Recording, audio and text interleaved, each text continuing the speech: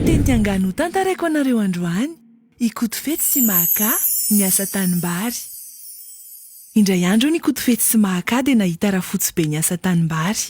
Ramatoa be Hoy izy ireo taminy, mandehana mahandro vary ho anay, fa leo aloha zahay hiasa ny tanimbarinao, anala ny aidratsy, mafy loatra ho anao ty asa ty. Misaotra anaka. hoy rahafotsy be. Tena mitondra tena toy ny zanako mihitsy nareo. Lasa niazakazaka ny ho tany an-trano ny ary rahafotsy be, nahandro vary ary namono akoho ho atao sakafo ny reti-piasa roalahy. Kanefa dia nongotan'izy roalahy ny salohim-bary rehetra, ary avy eo izy roalahy lasa nizotra tany amin'ny tranon'ilay rahafotsy handeha hisakafo. Niezaka mafy ty ramatoa be ny karakara sakafo an'izy roalahy. Rehefa vonona ny sakafo dia napetrany teo ambony tsihy ary niantso azy roalahy izy.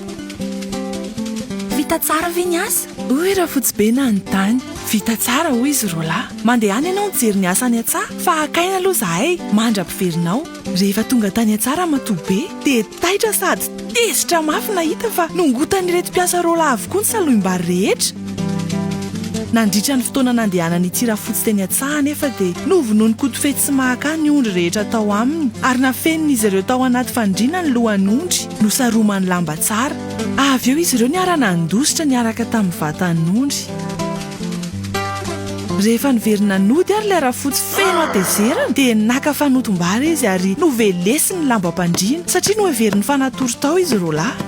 Nongotanareo daholo ny vary hoy izy, sady novelesiny noheveriny fa lohan'izy roalahy. Oneranareo mandra-pahafatinareo ny akasiparana nataonareo ry jiolahy. Rehefa nosokafany anefa ny varavarana sy ny varavarankely mba hizahany ireto mpanao ratsy tao anaty fandriana dia lohan'ondry fotsy no hitany tao. Indrisy hoy izy ny tomany sy ny tarina tamin'ireo mpiara-monina taminy.